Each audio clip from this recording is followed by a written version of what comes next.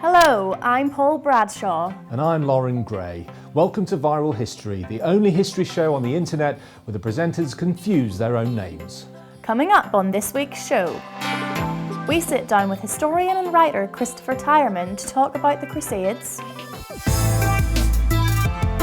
And we look ahead to the Daily Mail Chalke Valley History Festival, the biggest and best history event of the year. But first up, let's go to the news. Today marks the first ever University Archaeology Day. The event, hosted at University College London, looks to promote career opportunities in archaeology, but comes at a time of crisis for UK archaeology, with falling student applications and the threat of cuts to university departments, whilst there's soaring demand for commercial archaeologists as a skills shortage looms. And archaeologists in Anglesey have unearthed a previously unknown ritual landscape. Excavations have revealed rock art carvings, flint tools and pottery, indicating 5,000 years of human activity. Next up, Christopher Tyerman is Professor of History of the Crusades at the University of Oxford. And recently he shared his deep insight into this conflict with Viral History. Well, the motives of Crusaders obviously are mixed, as in any other sort of physical activity, any other war. The prime motivation was that masses of people were persuaded by the church that not only was Christendom under threat, but particularly the holy places of Jerusalem were occupied by the infidel. And this wasn't simply a territorial matter, it wasn't simply a matter of legalistic ownership or even a matter of geopolitics. It was a matter of identity. You as a Christian have an obligation to fight for your God. Your God says you must reclaim these lands that were given to you by Christ's blood, if we're talking about the Crusades to the Holy Land. So there is an ideological element, but one shouldn't overdo that. You know, the Crusades were ideological wars. They would not have happened without the ideology behind the wars. Take up your cross and follow me, an expression of Christian identity. But ideological wars are not medieval phenomena. The 20th century has ideological wars. The 21st century has ideological wars. Nationalistic wars are ideological wars. And they also have material aspects as well. So the Crusades would not have happened without the ideology behind it. But that doesn't mean to say that they can be dismissed as something peculiar because they are ideological. Because ideological wars, as I've said, are common. What was the impact of the Crusades on the Muslim Near East? Well, if we're talking about the Crusades to the Holy Land, and of course there were Crusades elsewhere, but if we're talking about Crusades to the Holy Land, it's often said that the Crusades were barbaric intrusions into a peaceful, Edenic, sophisticated Muslim society. This is misleading. It's an idea peddled by people like Stephen Runciman, but this is misleading.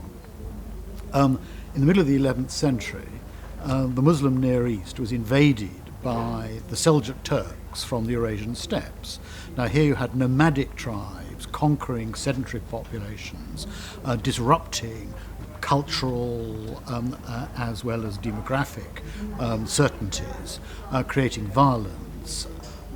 The Turks were as violent towards the Muslim Near East as the Crusaders were. In many ways they were more. The Seljuk Turks were more disruptive. And actually in the chaos that they created in the Near East actually gives the Crusaders at the end of the 11th century, 50 years later, the political openings whereby they can insert themselves into parts of the Near East. So it is misleading. Most of the violence in the Muslim world of the Near East is Muslim on Muslim. It's territorial, it's not particularly ideological.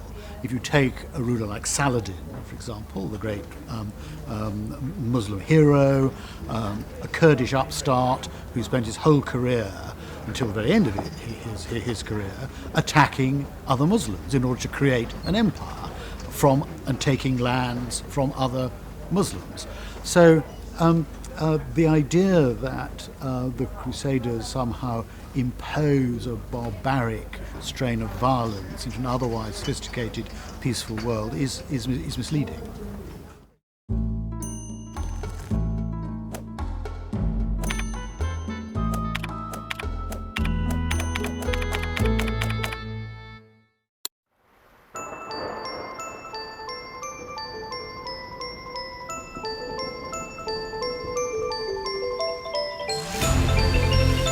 From Monday, a small corner of Wiltshire once again becomes home to the annual Daily Mail Chalke Valley History Festival, and this year's event looks bigger and better than ever.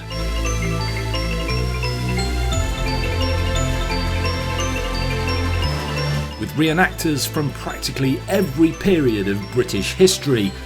The event also features talks from some of the very best historians and writers working today, along with an engaging festival for schools and events for children. The festival is a must for history lovers of all ages and runs from Monday the 26th of June to Sunday the 2nd of July. Tickets are on sale now.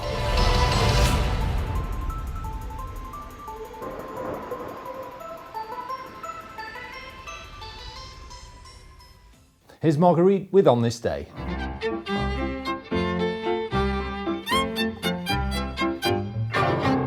22nd of June. In 1377, 10-year-old Richard II became King of England on the death of Edward III. His portrait, the oldest surviving contemporary painting of a monarch, hangs in the nave of Westminster Abbey, where he was crowned on 16th of July 1377. Once again, we've almost ran out of time. But we've still got time enough to say, feel free to hit the subscribe button, follow Viral History on Facebook, Twitter and Instagram, like this video and tune in next week. And remember, what's past is prologue.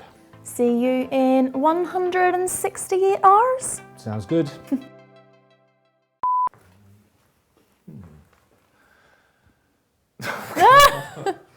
Viral History.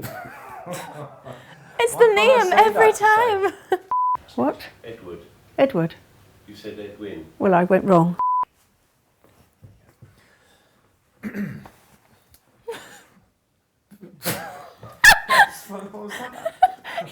fluttering at your chest. The great Professor Tyerman there. What? You're so not funny. That was straight as an arrow.